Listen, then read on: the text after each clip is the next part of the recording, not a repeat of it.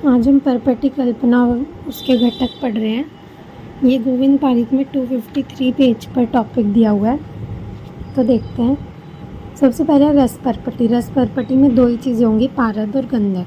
जहाँ पे भी पारद और गंधक होगा उसको हम पीजी याद रखेंगे, ठीक है। तो रस परपटी में पारद और गंधक 1:1। उसके बाद आती है लोह परपटी। लोह परपटी में पारद, गंधक और कांतलो, पीजी प्लस कांतलो, ठीक है। उसके बाद आती है ताम्र परपटी। ताम्र परपटी में नाम से यह पारद, गंधक, ताम्र, लेकिन इसमें थोड़ा सा विष आएगा, लेकिन कम होगा, तो 1 में विष आ जाएगा, 3:3:3:1, ठीक है। उसके बाद आता है स्वर्ण परपटी। स्वर्ण परपटी में क्या होगा, पारद, गंधक और स्वर्ण, और रेशो क्या आएगी 4:4 और सोना थोड़ा सा कम 1, ठीक है, क्योंकि महंगा होता है। तो रस परपटी पारद, गंधक। लोह परपटी पारद, गंधक और कांत लोह 1:1:1। ताम्र परपटी में पारद, गंधक, ताम्र प्लस वत्सनाभ 3:3:3:1, ठीक है। स्वर्ण परपटी में पारद, गंधक, स्वर्ण, रेशो क्या आएगी 4:4:1। उसके बाद आती है पंचामृत परपटी। पंचामृत परपटी में पारद, गंधक ना होके क्या है, गंधक और पारद। अब गंधक और पारद होगा तो हम कैसे याद रखेंगे, गोपी से, ठीक है, गोपी। फिर क्या लिखा है, गोपी के बाद कांतलो, वज्रभ्रक, भस्म और ताम्र, ठीक है। तो कांतलो से क्या हो गया L, वज्रभ्रक से A हो गया, ठीक है, और T से हो गया ताम्र, गोपी लेट हो गया, ठीक है, गोपी लेट पंचामृत परपटी खाने के चक्कर में, ठीक है। तो क्या हुआ, गंधक, पारद, कांतलो, वज्रभ्रक, ताम्र, ठीक है। रेशो क्या होगी 8:4:2:1 आदि, ठीक है। मतलब सबका आधा आधा चल रहा है इसमें, पहले आधा, 8 का आधा 4, 4 का आधा 2, 2 का 1, 1 का आधा, ऐसे, ठीक है। उसके बाद आती है विजय परपटी। विजय परपटी में क्या होगा, गंधक, पारद, वही गोपी। फिर लिखा है रौप्य, स्वर्ण, वैदुर्य, मुक्ता। क्या हुआ, रौप्य, स्वर्ण, वैदुर्य और मुक्ता। इसमें क्या है, चांदी, सोना। हम क्या करते हैं, गोपी ने क्या लिया, चांदी और सोना, चांदी सोना तो उसने गले में पहना हुआ है, ठीक है। वैदुर्य हम कहाँ पर पहनते हैं, वैदुर्य की अंगूठी आती है और मुक्ता की भी मालाएं होगी, ठीक है। रौप्य, स्वर्ण, वैदुर्य, मुक्ता। रेशो क्या आएगी 4:2:1, फिर हाफ, मतलब अब 4 से शुरू हो जाना है, आधा करना, ठीक है। वहाँ पे 8 से किया था हमने, यहाँ पर 4 से। उसके बाद आया गगन परपटी। गगन परपटी में क्या होगा, गंधक, पारद, वही गोपी प्लस अभ्रक, ठीक है। अभ्रक किसका, गगन का ही पर्याय है, तो ये हो जाएगा, ठीक है। अब गगन में ग 2 बार आता है तो 2 से शुरू होगा, ठीक है, 2:1:1। उसके बाद आती है बोल परपटी। बोल परपटी में भी गोपी, बोल, ठीक है। अब बोल जो है वो, लेकिन बोल चूर्ण कितना होगा, इसमें ज़्यादा होगा, ठीक है, 1:1:2, मतलब जो गगन परपटी और बोल परपटी, बस उसको उल्टा कर देना है, ठीक है। उसके बाद आती है श्वेत परपटी। श्वेत परपटी में क्या है, सूर्यशार, स्फटिका और नवसादर। सूर्यशार, स्फटिका और नवसादर, ठीक है। श्वेता सूर्य को देखती है तो स्फटिका जैसी न्यू हो जाती है, इसको हम ऐसे याद रखेंगे, श्वेता सूर्य को देखती है तो स्फटिका जैसी न्यू हो जाती है। तो श्वेत परपटी में सूर्यशार, स्फटिका और नवसादर, ठीक है। अब श्वेता की उम्र कितनी है, 16, ऐसे याद रखेंगे, ठीक है। फिर 2:1। उसके बाद आती है सप्तमृत परपटी। सप्तमृत परपटी में क्या है, सबसे पहले इसमें आता है नाग और वंग, ठीक है, और फिर क्या है, पारद, गंधक, कांतलोह, वज्रभ्रक और ताम्र, है ना। ये देखो, ये पंचामृत परपटी और सप्तमृत परपटी दोनों सेम है, बस सप्तमृत परपटी में क्या आ जाएगा, नाग और वंग आ जाएगा, ठीक है। ये दोनों हमने साथ ही रिवाइज करनी है। इतनी रिवाइज करते हैं पहले। रस परपटी में क्या था, पारद और गंधक 1:1। लोह परपटी में पारद, गंधक और कांतलोह, ठीक है। उसके बाद आती है ताम्र परपटी। ताम्र परपटी में पारद, गंधक और ताम्र, लेकिन इसमें साथ में वत्सनाभ भी आ जाएगा थोड़ा सा, तो 3:3:1। फिर आया स्वर्ण परपटी। स्वर्ण परपटी में पारद, गंधक और स्वर्ण हो गया 4:4:1। उसके बाद आती है पंचामृत परपटी। इसमें क्या था, गोपी लेट, तो गंधक, पारद, कांतलोह, वज्र, अभ्रक, ताम्र, तो ये तो हो गया हमारा पंचामृत परपटी। और सप्तमृत परपटी में नाग और वंग भी आ जाएगा। विजय परपटी में गोपी जो था बहुत सारे विजय करने जा रहा है, तो चांदी सोना रौप्य स्वर्ण वैदुर्य और मुक्ता ये सब पहन के जा रहा है।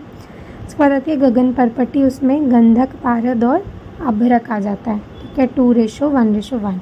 और बोल परपटी में गंधक पारद और बोल चूर्ण 1:1:2।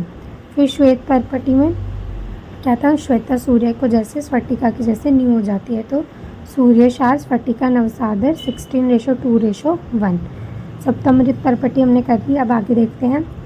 अब है रस सिंदूर। रस सिंदूर में क्या है, पारद और गंधक, ठीक है। सिंदूर में क्या होएगा, पारद और गंधक। क्या रेशो है, 1:6, ठीक है। पारद और गंधक 1:6। अब जब 1:1 था पारद और गंधक था, तो उसको तो रस परपटी बोल रहे थे। अब सिंदूर कब बोलेंगे, जब हम क्या करेंगे, रेशो को, गंधक की रेशो को बढ़ा देंगे, ठीक है। सिंदूर से ज़्यादा गंध आएगी तो हम रस सिंदूर बन जाएगा, ठीक है। मकर ध्वज में क्या होता है, गंधक पारद और स्वर्ण। तो गोपी जो है जब सोना पहन लेगा तो वो क्या बन जाएगा, मकर बन जाएगा, ठीक है। मक्कार बन जाएगा। गोपी ने सोना पहन लिया तो मक्कार बन जाएगा, क्योंकि गोपी तो जब विजय करने जाता था तब ये सोना चांदी पहनता था। अगर अकेला सोना पहना तो मक्कार हो जाएगा। तो गोपी स्वर्ण 16:8:1 हो गया, ठीक है। मतलब स्वर्ण एक मात्रा में होगा। उसके बाद सिद्ध मकर ध्वज। सिद्ध मकर ध्वज में उसने बहुत ज़्यादा ही सिद्ध मक्कार है, बहुत ही ज़्यादा मक्कार है, क्योंकि उसने 4 सोने की चीज़ें पहनी हैं, ठीक है। गोपी ने जब एक ही सोने की चीज़ पहनी तो मक्कार, और ज़्यादा पहन ली तो सिद्ध मक्कार, ठीक है। उसके बाद आता है हमारा रस कर्पूर। रस कर्पूर में क्या क्या है देखो, पारद टंकण रस कपूर, ये कर्पूरम नीचे वाला करेंगे, पारद गंधक आम्ल और सैंधव। इसमें क्या क्या है, पारद गंधक आम्ल मतलब H2SO4 और सैंधव लवण। कपूर साहब, कपूर हमने कैसे जलाना है, पारद H2SO4 डालना और ऊपर नमक डाल देना, ठीक है। उसके बाद आता है रस पुष्प, ठीक है। रस पुष्प में पुष्प को हम कैसे याद रखेंगे, पारद कासीस और सैंधव, ठीक है। इसको ना ऐसे पुष्पा को हमने कैसे सैंधव से पकाया, यहाँ से भी याद कर सकते हैं, या फिर पुष्पा कपूर से याद कर सकते हैं। दोनों में पारद और सैंधव है। पुष्पा में तो आ जाएगा कासीस और कर्पूर में क्या हो जाएगा, गंधक आम्ल, ठीक है। कपूर साहब H2SO4 और पुष्पा के पास क्या है, कासीस है, ठीक है। उसके बाद आया हमारा माणिक्य रस। माणिक्य रस में माणिक्य रस और समीर पन्नग रस, ये भी दोनों सेम है। समीर ने मणि पहनी हुई है, तो देखो क्या क्या है, समीर और मणि 2 लोग हैं, ठीक है। जैसे कपूर और पुष्पा 2 लोग थे, अब समीर और मणि 2 लोग हैं। जो मणि है उसके पास क्या है, पारद गंधक, दोनों के पास ही पारद गंधक हरताल और मनहशीला तो है। पारद गंधक हरताल मनहशीला, इन दोनों के कॉम्बिनेशन हो गए। जो मणि है वो किसके पास होती है, नागों के पास, और समीर के पास क्या है, मल है, ठीक है। समीर के पास मल है और मणि किसके पास है, नाग के पास है। उसके बाद आता है स्वर्णवंग। स्वर्णवंग में सबसे पहले तो हमने यही याद रखना है कि उसमें सोना नहीं होता। इसमें क्या होता है, पारद गंधक वंग। वंग मतलब क्या होता है, चूड़ियाँ, है ना। तो क्या होएगा, वंग नवसादर और सूर्यशार। वही पहले हमने ये नवसादर और सूर्यशार से श्वेत परपटी पढ़ी थी। यहाँ पर क्या आ जाएगा, पारद गंधक वंग मतलब नई चूड़ियाँ। वंग कैसी है, नई है, सोने जैसी, ठीक है, सूर्य जैसी, सॉरी, ठीक है। वंग नवसादर और सूर्यशार। स्वर्ण वंग से हमने क्या याद रखना है, सोने की चूड़ियाँ, पर उसमें सोना नहीं लगा, ठीक है। तो क्या क्या है उसमें, पारद गंधक वंग कैसी है, नई जैसी, सूर्य जैसी, सोने जैसी, ठीक है। उसके बाद आता है मुग्ध रस। मुग्ध रस क्या होता है, पारद और खट्टिका। मुग्ध रस में क्या होता है, पारद और खट्टिका, ठीक है। खट्टिका क्या होता है, हमारा चौक खा के हम मुग्ध हो जाते हैं, ठीक है। और रेशो क्या है, 1:2। रिवाइज करते हैं। रस सिंदूर में रेशो बढ़ गई थी। रस परपटी में जैसे 1:1 था, यहाँ पर 1:6 हो जाएगा। मकर ध्वज में क्या था, मक्कार, सोना मक्कार है ना। पारद गोपी जो था मक्कार हो रहा था, तो गंधक पारद और स्वर्ण 1, और रेशो कितनी थी, स्वर्ण की 1। और सिद्ध मकर ध्वज में जो स्वर्ण था वो ज़्यादा, रेशो 4 हो गई थी। फिर आ रहा था हमारा कर्पूर और रस पुष्प। अब इसमें क्या क्या था, पारद और सैंधव तो था ही, है ना। कपूर और पुष्पा दोनों के पास पारद और सैंधव तो है। कपूर साहब के पास H2SO4 है और पुष्पा के पास कासीस है, ठीक है। फिर हमने माणिक्य पढ़ा, माणिक्य और समीर पन्नगरस। माणिक्य में भी पारद, गंधक, हरताल, मनहशीला, ये तो दोनों के पास है। जो माणिक्य उसके पास क्या है, नाग, और समीर के पास क्या है, मल्ल है, ठीक है। उसके बाद आता था हमारा स्वर्णवंग। स्वर्णवंग में क्या था, पारद, गंधक, पारद और गंधक, ठीक है। यहाँ पे सारे पीजी है वाले, ठीक है। पारद, गंधक, वंग, नवसाधर और सूर्यशार, और मुग्ध रस में क्या था, पारद और खट्टिका आ गया था। उसके बाद देखते हैं हम रोग अधिकार। जो ताम्र पर्पटी है, ठीक है, उसका रोग अधिकार योग रत्नाकर के अनुसार है कास। कास के लिए बोला उन्होंने, ठीक है, ताम्र पर्पटी को। योगा हमने किसके लिए करनी है, कास के लिए। और रस रत्न समुच्चय ने किसके लिए बोली है, ताम्र पर्पटी, जिसमें विष था ना, वो कुष्ठ के लिए बोली। उसके बाद आती है बोल पर्पटी, योग रत्नाकर ने रक्त पित्त के लिए बोली, हमें पता ही है। फिर श्वेत पर्पटी सिद्ध योग संग्रह ने मूत्र कृच्छ के लिए बोली।